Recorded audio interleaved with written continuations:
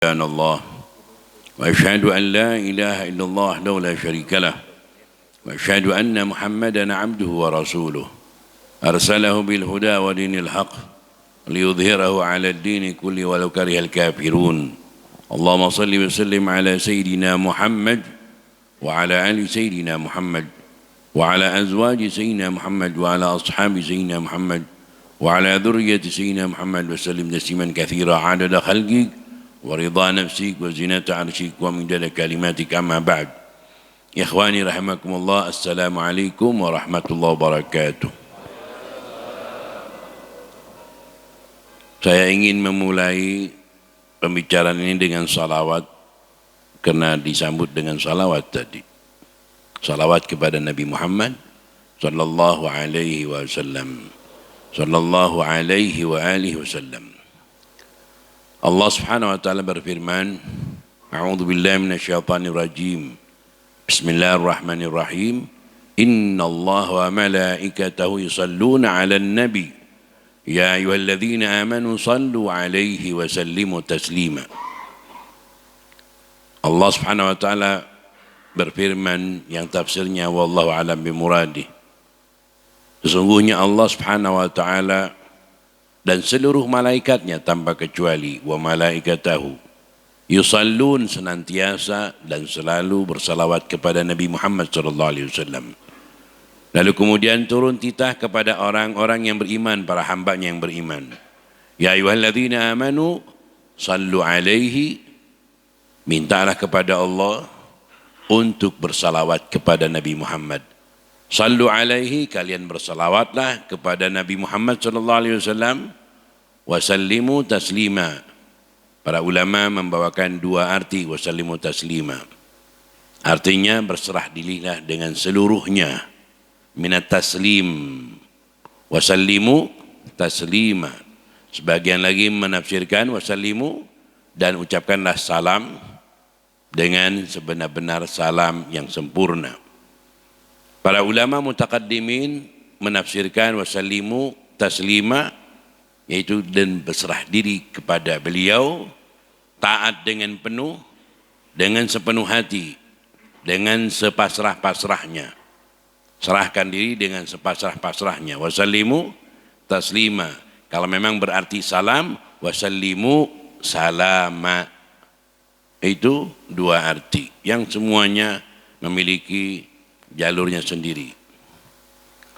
Kita mengetahui bahwa siapa yang bersalawat kepada Nabi Muhammad SAW akan memperoleh salawat dari Allah 10 kali. Jangan lagi 10, satu kali saja sudah untung dunia akhirat. Karena ini salawat bukan daripada makhluk, tapi daripada Khalik.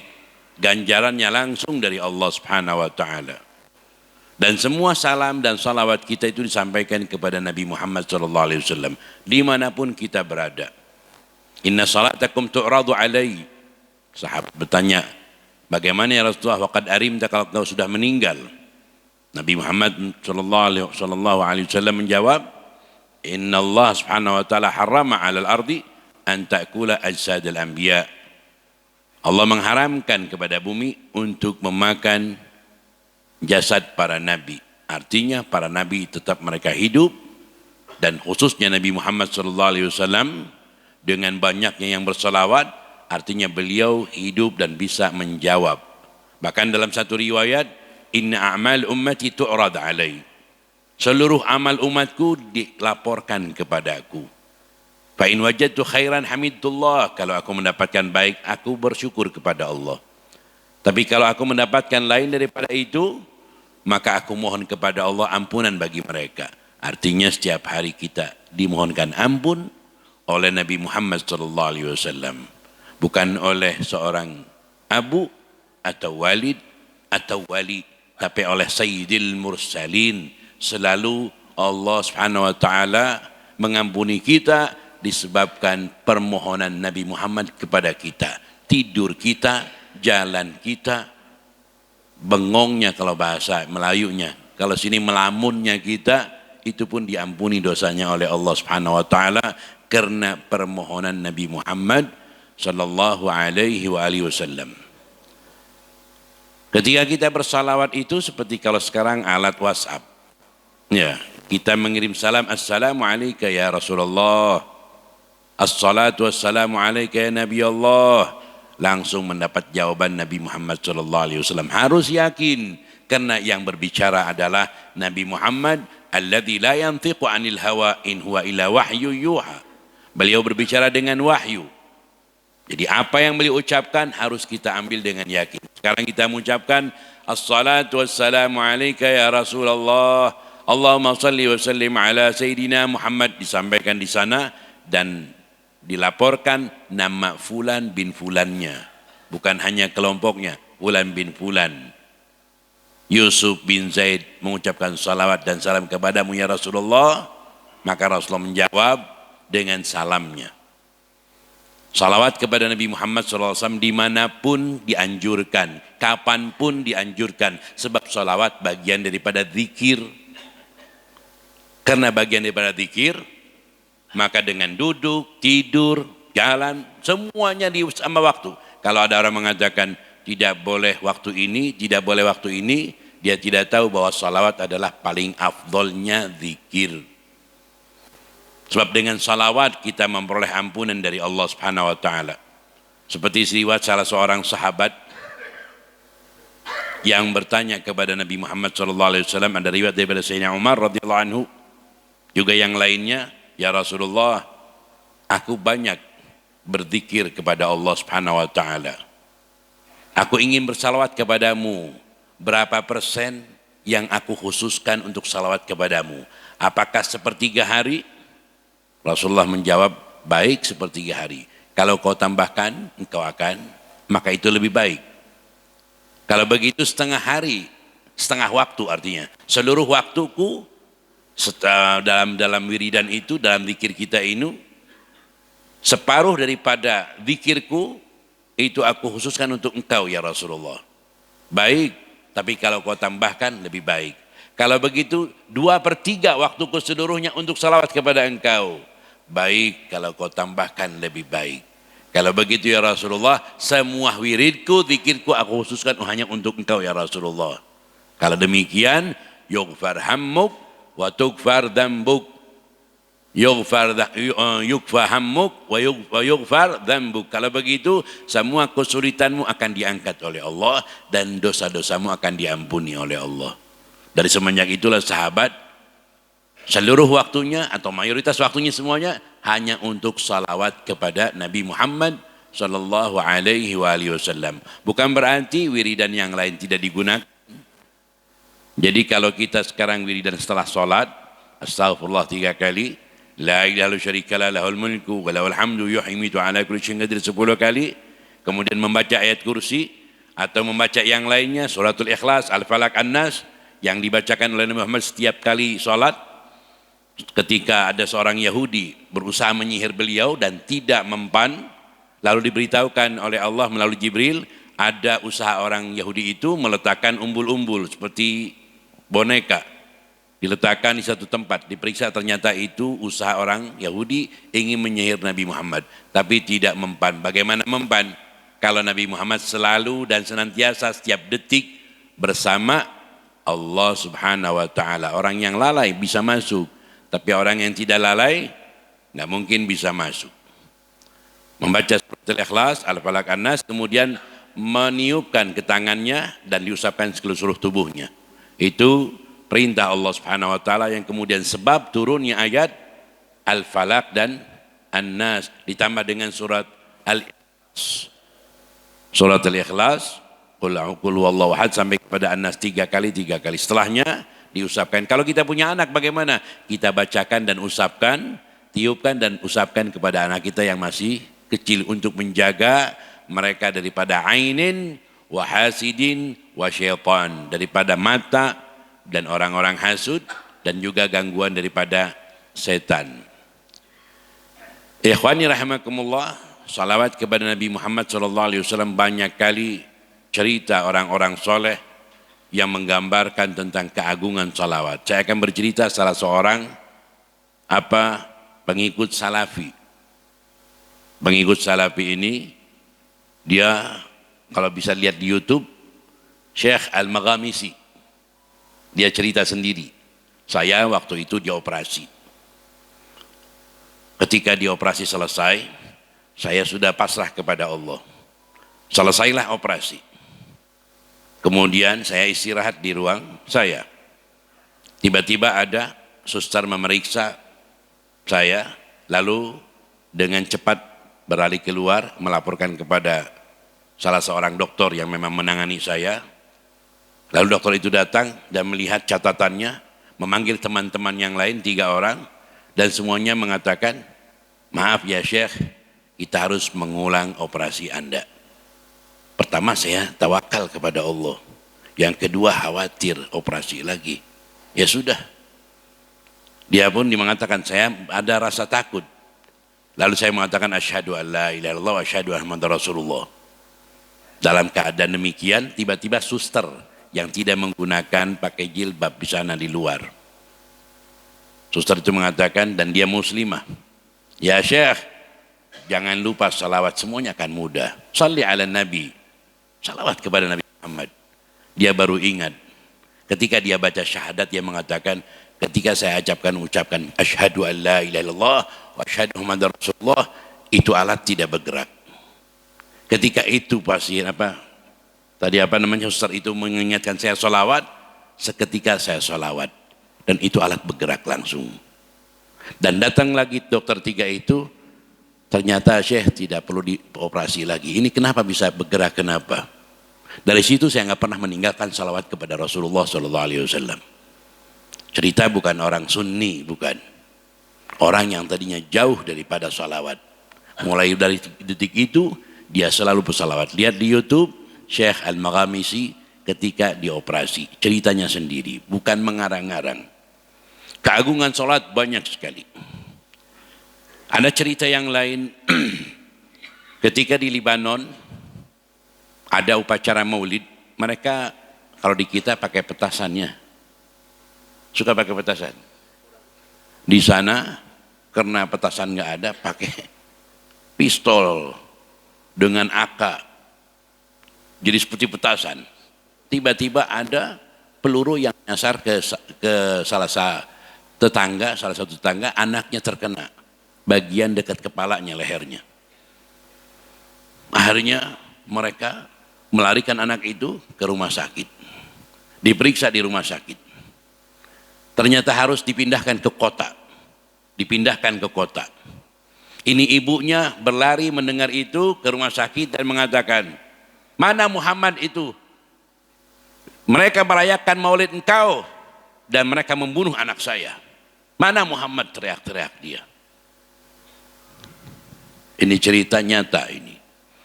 Dibawa ke rumah sakit, ternyata dipindahkan ke kota. Mereka sudah tidak mampu. Anaknya sudah terbujur 1 hari, 2 hari, seminggu dan tidak dapat bergerak. Para dokter mengatakan sudah angkat tangan. Ditutuplah pintunya. Sang ibu dalam keadaan istirahat, kemudian ingin menjenguk anaknya. Tiba-tiba anaknya bangun, sudah nggak sadar bangun. Ibu tutup pintu, ibu tutup pintu. Ibunya kaget, kok bisa bicara dan bangun? Tutup pintu, nanti itu orang keluar lagi. Dia tadi menyentuh saya. Siapa? Anakku nggak ada orang. Siapa? Itu Nabi Muhammad katanya datang menyentuhku. Allahumma salli alaihi wa ala alihi. Kadang kita harus memerlukan bukti untuk menunjukkan Nabi Muhammad itu ada di hadapan kita. Para dokter datang kaget dengan demikian. Anak itu selalu mengatakan itu Nabi Muhammad. Mana, jangan biarkan keluar, itu Nabi Muhammad. Bangun dan seperti semula. Ibunya syahadat. Dia nangis menyalahkan Nabi Muhammad. Mana Muhammad? Datang. Para dokter semuanya masuk Islam. Semua di rumah sakit masuk Islam semuanya. Kejadian yang nyata di hadapan mereka, Nabi Muhammad datang ke rumah sakit itu.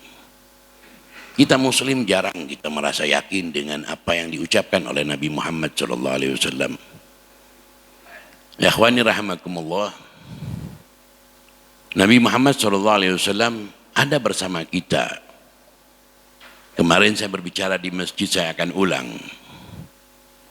Seorang anak mengatakan, wahai ayah, Aku mendengar dari ibu engkau mengadani telinga kanan dan qomat telinga kiri. Yang nyuruh ayah siapa? Nabi Muhammad SAW. Ayah, ketika engkau mencukur rambutku dan menimbang dengan emas, kemudian dengan timbangan itu disedekahkan. Yang nyuruh siapa? Nabi Muhammad SAW. Wahai ayah, ketika aku kecil engkau kemudian memotongkan kambing akikah, yang nyuruh siapa? Nabi Muhammad SAW. Yang menyunat aku, yang nyuruh siapa? Nabi Muhammad SAW. Jadi ternyata ayah itu hanya wakil, hanya menjalankan perintah Nabi Muhammad. Iya anakku, yang mengurusmu adalah Nabi Muhammad, kita hanya sebagai perantara. Kalau seandainya diwujudkan, Nabi Muhammad ada di samping ayahnya.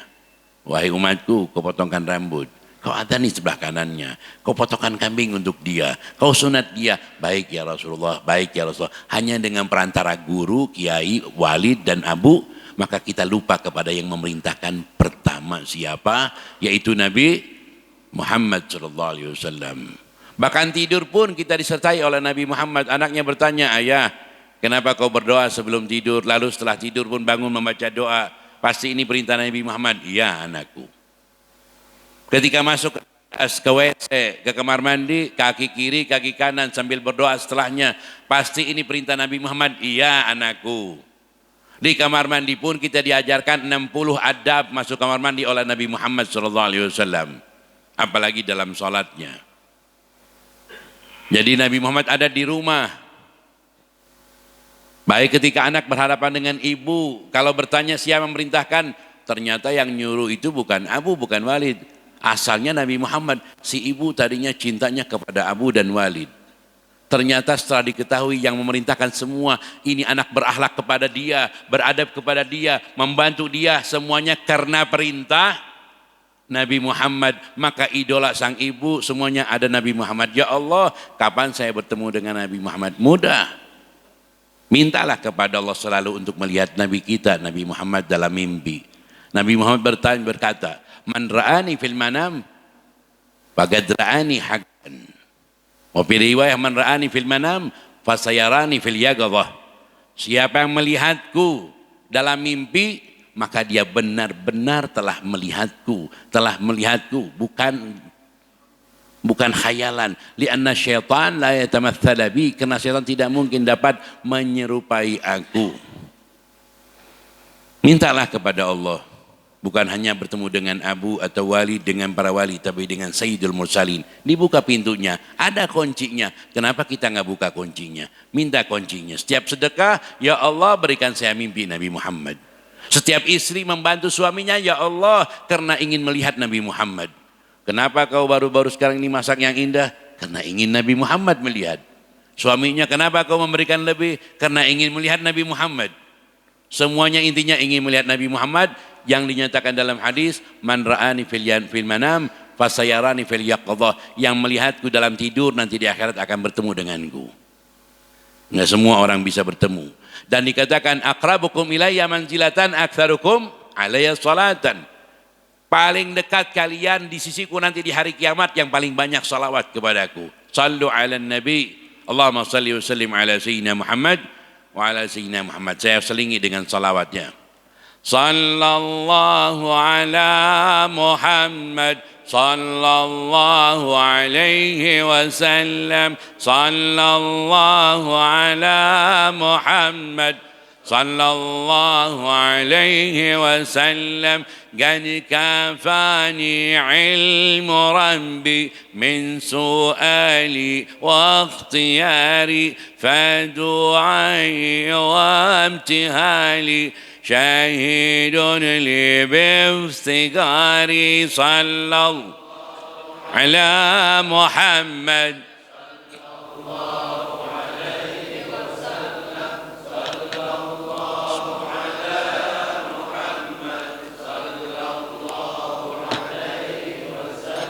Allahumma salli wa sallim wa barik alaihi wa ala alihi. Anak yang tadi bertanya kepada ayahnya, ayah, ada satu perkara yang aku merasa heran. Banyak orang ketika minum dan makan hanya bismillah diucapkan. Baca bismillah hukumnya sunnah nggak? Baca bismillah hukumnya? Kalau saya bilang wajib, pasti dibilang bid'ah ya. Kalau diartikan bismillah minta tolong kepada Allah, minta keberkahan, minta penyertaan, alba lil musahabah wal isti'anah wa tabarruk. Kira-kira kalau ada orang sebelah kita, kamu tidak perlu minta tolong kepada Allah ketika minum air. Kamu tidak perlu minta tolong kepada Allah ketika makan. Kamu tidak perlu minta tolong kepada Allah ketika bekerja. Sunnah. Kira-kira bahaya nggak artinya itu? Bahaya nggak? Bahaya. Jadi walaupun sunnah jangan pernah ditinggalkan. Dikatakan sunnah rahmat bagi kalian, bukan bagi kita, bukan sebagai satu ancaman. Jadi Allah memberikan satu kemudahan. Kau tidak minta tolong kepadaku dalam minum pun nggak apa-apa. Tapi jangan lupa kau dapat minum karena aku. Jadi si hamba tidak pernah meninggalkan bismillah. Sambil mengatakan, ya Allah dengan namamu ya Maha Pengasih, Maha Penyayang, aku minum rizkimu ya Allah, ampuni aku. Bismillahnya pun dia berbicara dengan Allah. Si anak tadi ketika masuk kamar mandi dan sebagainya, dia mengatakan ada hal yang aneh wahai ayah. Orang-orang ketika minum dengan bismillah saja tanpa salawat, tapi aku melihat engkau dengan salawat. Bismillahirrahmanirrahim. Allahumma sholli ala sayyidina Muhammad wa ala sayyidina Muhammad. Kenapa? Ayahnya menjawab, demikian anakku. Ketika aku menyentuh dengan tangan kanan, aku ingat perintah Nabi Muhammad diperintahkan untuk minum dengan tangan kanan. Ini pikiran saya ada dalam benak saya sosok Nabi Muhammad. Ketika ingin minum karena panas, ingin ditiupkan, lupa sayanya. Nabi Muhammad tidak boleh meniup itu makanan atau minuman yang panas, tapi dikipasi dengan yang lain. Ya, ketika ingin minum sekaligus, saya ingat Nabi Muhammad mengatakan jangan minum sekaligus, tapi dengan bertahap minumnya. Dan setelah minum saya mengucapkan alhamdulillah, saya ingat yang memerintahkanlah Nabi Muhammad. Ketika dalam pikiran saya ada sosok Nabi Muhammad yang memerintahkan ini, saya teringat dengan satu hadis. Man dzukirtu indahu falam yusalli al bakhil, man dzukirtu indahu falam yusalli alaihi. Orang yang pelit itu yang diingatkan tentang aku, dia tidak salawat kepada aku. Jadi ketika aku minum dengan bismillah, aku teringat Nabi Muhammad, aku salawat. Aku tidak ingin dianggap oleh Nabi Muhammad sebagai orang yang bakhil. Sebab yang mengajarkan kebaikan ketika minum adalah Nabi Muhammad SAW. Jadi kira-kira kalau pulang ke rumah minum pakai bismillah, salawat nggak kira-kira itu? Yang ingat pasti salawat. Yang tidak ingat, bismillahirrahmanirrahim. Bahkan yang ketika minum pun tanpa ada komunikasi hatinya dengan Allah Subhanahu wa taala. Bismillah hanya membaca, tidak meminta. Bismillahnya ketika minum hanya membaca, tidak disertai minta keberkahan, pertolongan kepada Allah Subhanahu wa taala. Bismillahirrahmanirrahim. Hatinya berbicara kepada Allah. Ya Allah dengan namamu. Bismillahirrahmanirrahim. Ashrab ni'amak abdukal asi. Yashrab ni'amak. Ighfirli. Ya Allah dengan namamu yang Maha Pengasih, Maha Penyayang, hambamu ingin minum rizkimu, hambamu yang banyak maksiat ingin minum rizkimu, ampuni aku ya Allah. Dalam riwayat Nabi Musa berbicara kepada Allah, ya Allah, saya melihat di suhuf ada sekelompok umat, mereka itu diampuni dosanya olehmu hanya karena makan dan minum. Siapa mereka ya Allah? Mereka umat Muhammad. Sallu ala Nabi. Allahumma salli alaihi wa ala alihi. Ya Allah, bagaimana kau ampuni dosa mereka hanya karena makan dan minum? Mereka tidak minum, tidak makan kecuali mengucapkan namaku, dan setelah makan minum dia memujiku. Aku ampuni dosa mereka karena itu. Subhanallah. Ya Allah, jadikanlah untuk umatku ya Allah. Wahai Musa, itu untuk umat Muhammad.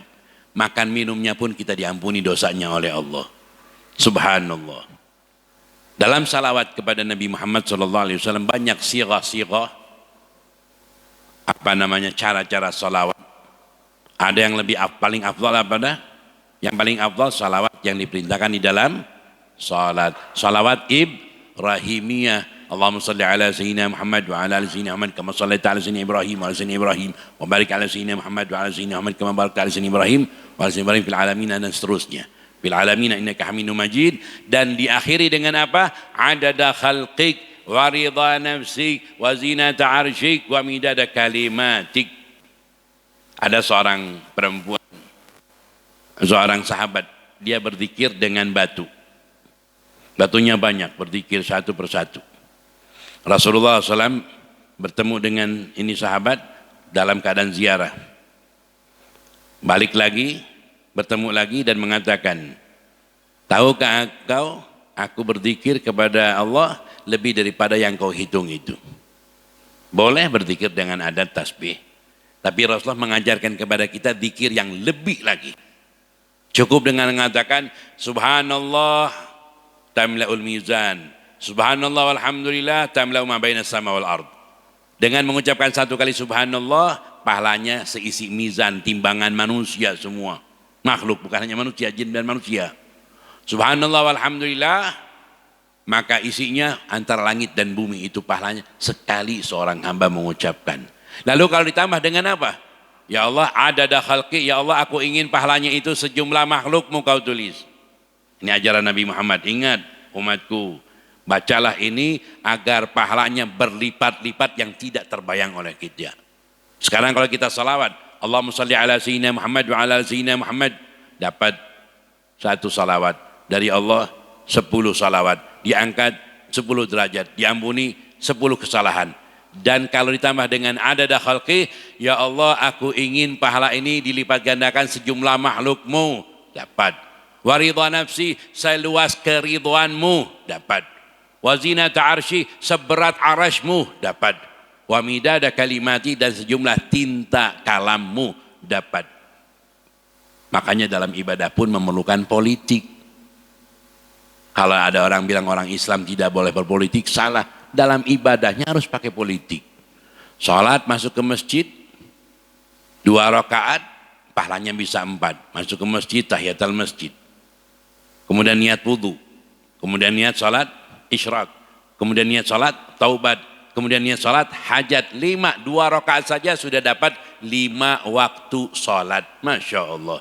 Yang satu lagi tanpa ada politik, gak punya ilmu, sholat 2 rakaat tahiyatul masjid, gak lebih gak besar. Kitabnya yang sebelahnya banyak, yang satu kitabnya hanya 1. Tapi jangan sholat pada waktu yang diharamkan oleh Allah Subhanahu wa ta'ala. Kita tahu para ulama mengajarkan ada 5 waktu sholat, yang 2 diharamkan, yang 3 diperbolehkan. Dan sholat-sholat itu, sholat sunnahnya ada 5 macam sholat sunnah yang dibicarakan di sini. Pertama, yang berwaktu. Sholat yang berwaktu tidak diharamkan. Setelah sholat subuh, saya lupa qobliyah subuh, boleh. Setelah sholat subuh, lupa qobliyah subuh, boleh dilaksanakan setelah sholat subuh. Setelah sholat asar, lupa qobliyah asar, boleh dilaksanakan setelah asar. Itu sholat sunnah yang berwaktu. Yang kedua, sholat sunnah yang bersebab. Sebab itu ada 3. Ada sebabnya dahulu, sebabnya belakangan, sebabnya berbarengan.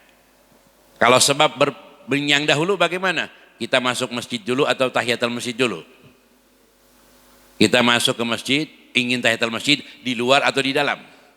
Setelah masuk baru tahiyatul masjid, namanya sebabnya lebih dahulu. Kalau ingin kita musafir ke Jakarta, pergi haji, ingin safar, sebabnya dahulu atau sholat dulu? Baru sholat dulu, baru safar. Nggak ada namanya sholat safar, setelah safar. Sholatnya sebelum safar, namanya sebabnya belakangan. Ada sholat istikharah, maka dikatakan sholat istikharah, sholatnya berbarengan. Sholat yang berwaktu, sholat yang bersebab, sholat yang tidak bersebab dan tidak berwaktu. Yang diharamkan dalam agama hanya 2 sholat. Sholat yang tidak berwaktu dan bersebab, tiba-tiba ada orang masuk ke sini, ingin sholat, kita tanya, kamu ingin sholat apa? Sholat sunnah. Namanya apa? Sholat sunnah saja. Nah ini haram, nggak boleh. Nggak boleh di 5 waktu. Yang dibagi 2, yang 5 ini dibagi 2. Yang satu berhubungan dengan waktu, yang satu lagi berhubungan dengan perbuatan. Misalkan kita sudah sholat subuh sekarang. Boleh nggak sholat sunnah yang tidak punya nama? Nggak berwaktu dan bersebab, nggak boleh. Tapi ada orang masuk belum sholat subuh. Kamu sudah sholat subuh? Belum. Saya ingin sholat sunnah, boleh. Sebab dia belum sholat subuh. Artinya yang berhubungan dengan pelaksanaan. Asar pun demikian. Misalkan waktu asar, setelah sholat asar ingin sholat 2 rakaat yang tidak bernama, mutlaqah namanya, sholat sunnah mutlaqah. Ingin sholat sebelum sholat asar, boleh. Setelah sholat asar, diharamkan. Berhubungan dengan amalan. Sholat subuh, sholat asar. Kalau belum, bilahkan. Kalau sudah, tidak boleh. Yang 3 berhubungan dengan waktu. Ketika matahari terbit sampai 16 menit. Ketika matahari ingin terbenam dan ketika matahari ada di tengah-tengah, maka sholat itu pun tidak boleh haram. Dan satu lagi ketika khotib sedang berbicara, tiba-tiba ada orang yang duduk ingin bangun sholat 2 rakaat, kita turunkan, jangan sholat, nggak boleh. Walaupun sholat fardu tidak boleh dilaksanakan ketika khotib sedang berdiri sholat khutbah Jum'ah. Tidak, saya tadi lupa tahiyatul masjid. Kalau sudah lama jangan, duduk aja. Kalau baru masuk silahkan bangun sholat 2 rakaat, nggak apa-apa kalau lupa. Jadi ilmu, sholat pun harus dengan ilmu. Tanpa ilmu akhirnya bukan sholat tapi maksiat. Penuh masjid, dia ingin tahiyatul masjid di luar sana. Di tempat parkiran kena penuh. Sah nggak Pak tahiyatul masjidnya? Bukan di dalam masjid, kamu ada di parkiran mobil. Kadang orang tidak sadar. Apakah ini bagian sebelahnya itu masjid atau tidak? Kalau bukan masjid, di dalam wakafnya tidak dimasukkan masjid, itu parkiran, maka sholat di situ tidak boleh tahiyatul masjid. Karena bukan bagian daripada masjid. Jadi ilmu dengan siasah, dikatakan oleh guru saya Habib Salim bin Umar bin Abdullah bin Masyatri, al-ilmu laisa fawqa siyasah akhiru khasasah. Ilmu tanpa dilandasi dengan siasat, maka akhirnya akan merugikan. Tidur tanpa niat, makan tanpa niat, minum tanpa niat, semuanya amalnya tanpa niat. Orang yang bekerja pulang pergi tanpa niat. Seorang ibu memasak, membersihkan pakaian istrinya, suaminya, anaknya tanpa niat. Itu semuanya hilang tanpa ada pahalanya. Kalau dengan niat, maka semuanya menjadi pahala. Niatnya bagaimana? Niatnya untuk karena Allah. Ya Allah, saya melakukan ini bukan karena suami, bukan karena anak, tapi ingin meraih ridho-Mu ya Allah. Sebagai seorang istri ingin bersedekah kepada suami dan anak dengan tenaganya, dengan waktunya. Bahkan ketika sambil memasak pun dia berbicara kepada Allah, ya Allah, ampuni dosaku ya Allah, ampuni dosa suami saya biar baik hati, anak saya biar bakti. Masak sambil berbicara kepada Allah. Anaknya lihat, ibu kenapa menangis? Kena bawang. Padahal bukan kena bawang, saya lagi menangis kepada Allah. Itu dapurnya tempat bicara dia dengan Allah. Dapurnya bukan tempat yang bau, bukan. Bahkan mungkin dia tulis di situ di tempat semua masuk ke dapurnya, Assalamualaikum. Karena di situ tempat ibadah dia, bukan di kamar, bukan di masjid. Tapi itu dijadikan, sedemikian pun seorang suami sama, menjadikan pekerjaannya sebagai ibadah kepada Allah.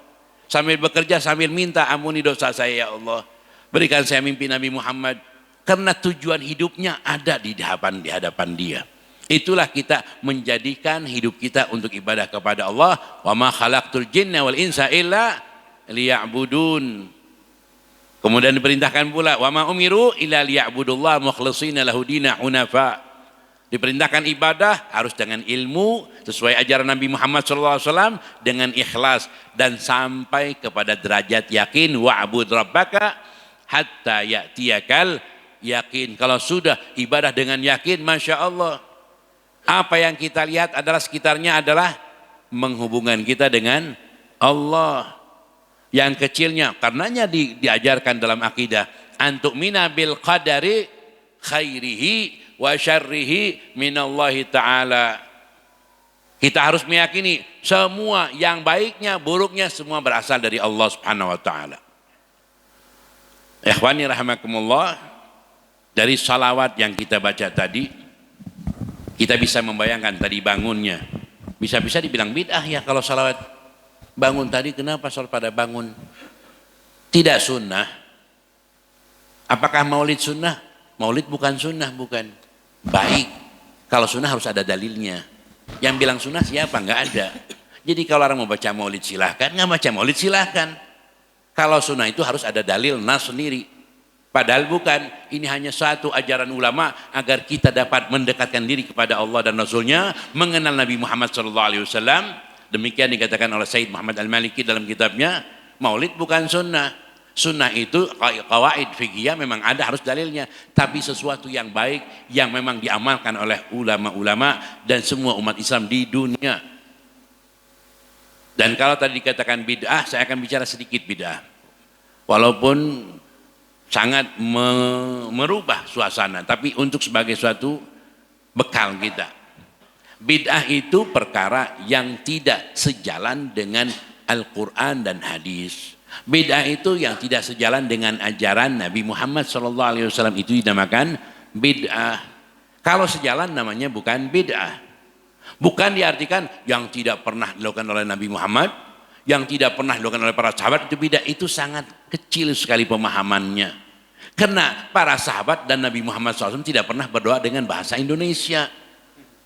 Nggak pernah khutbah dengan bahasa Indonesia. Nggak pernah membangun masjid seperti ini. Nggak pernah duduk di atas karpet yang indah ini. Nggak pernah. Jadi sesuatu dikatakan nggak pernah dilakukan oleh Nabi Muhammad. Masuk semuanya. Ini karpet ini mewah. Zaman Nabi Muhammad dengan di atas pasir. Saya pernah khutbah di satu masjid. Kebetulan masjidnya itu adzannya 1 kali. Bukan 2 kali. Habib, di sini masjidnya adzan 1 kali, bukan 2 kali. Nggak ada apa-apa. Memang tidak sah kalau sholat Jumat adzan 1 kali, nggak apa-apa. Tapi biarkan saya berbicara setelah Jumat nanti 5 menit. Baik, maka saya ceramah. Setelah ceramah, saya mengatakan kepada yang hadir, mohon setelah khutbah ini, jangan ada yang keluar, saya ingin menjelaskan perkara adzan, kenapa 1 kali dan 2 kali. Maka setelah itu, di Masjid Raya Bogor, pas waktu kita jalan tol keluar itu ada masjid di situ. Banyak orang. Akhirnya saya katakan, ikhwani rahimakumullah, zaman dahulu itu adzan 1 kali, zaman Rasulullah SAW adzan hanya 1 kali.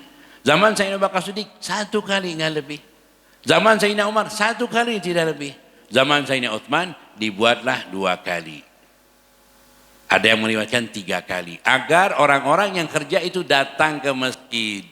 Dan setelah datang ke masjid mereka melakukan adzan kedua, adzan aslinya. Adzan pertama panggilan. Adzan kedua untuk seruan sholat Jumat. Lalu datang orang-orang mengatakan, wah kita akan mengambil adzan yang pertama, adzan Nabi Muhammad. Zaman adzannya Sayyidina Abu Bakar Siddiq, Sayyidina Umar, Sayyidina Utsman tidak diikuti. Bukankah Nabi Muhammad mengatakan alaikum bisunnati wa sunnatul khulafa ar-rasyidin min ba'di, semua sahabat ya? Enggak, kita pilih ini dulu. Jujur karena agama atau kepentingan kalian? Kalau jujur karena agama, harus dikatakan pula zaman Nabi Muhammad masjidnya dari pohon korma, lantainya dari tanah. Kemudian zaman Sayyidina Abu Bakar Siddiq masjidnya pun sama, tidak dirubah, dari pohon korma, atapnya dari daun korma. Zaman Sayyidina Umar sama, tidak berubah. Zaman Sayyidina Utsman dirubah menjadi tembok semua. Bagian temboknya kalian ngikutin Sayyidina Utsman, bagian adzannya ngikutin Rasulullah dan Sayyidina Abu Bakar Siddiq. Jujur kepada masyarakat mengatakan, hei masyarakat, bagian bangunan kita mengikuti Sayyidina Utsman, bagian adzannya ngikuti Sayyidina Abu Bakar Siddiq. Bicara begitu, jangan mengatakan kita mengikuti sunnah Nabi Muhammad. Jangan bohongi masyarakat. Kalian memilih ini karena pilih-pilih, bukan karena agama. Kalau karena agama, terus terang kepada masyarakat. Bagian adzan kita ngikuti Rasulullah, Sayyidina Abu Bakar Siddiq, Sayyidina Umar. Bagian membangun masjid dengan megah mengikuti Sayyidina Utsman bin Affan. Bagian Quran mengikuti Sayyidina Utsman bin Affan, sebab sebelumnya Quran itu semua lembaran-lembaran. Sayyidina Utsman yang mengumpulkan 4 Quran yang masing-masing dibagi ke seluruh penjuru dunia. 4 Quran dikenalkan sebagai mushaf Utsmani. Zaman Rasulullah SAW tidak ada taraddi kepada sahabat. Wallahumma anil khulafa rasyidin, Abu Bakar Siddiq, nggak ada itu. Kok sekarang kalian pakai? Kenapa? Mau jujur kepada masyarakat. Saya nambah ini karena pemahaman saya mengurangi ini karena pemahaman saya, bukan karena agama. Seharusnya kita tahu kesatuan muslim adalah merupakan kewajiban yang paling harus diutamakan. Tinggalkan seluruh perbedaan dan jadikan kesatuan sebagai kewajiban utama di dalam membangun negara dan bangsa. Tinggalkan semua perbedaan pendapat, tapi mereka selalu mengeluarkan perbedaan pendapat yang akhirnya adalah masjid itu siapa? Masjid Salafi. Masjid sana mana? Masjid Sunni. Subhanallah, nggak ada dalam Islam masjid itu. Semua masjid Allah. Jangan dipecah belah.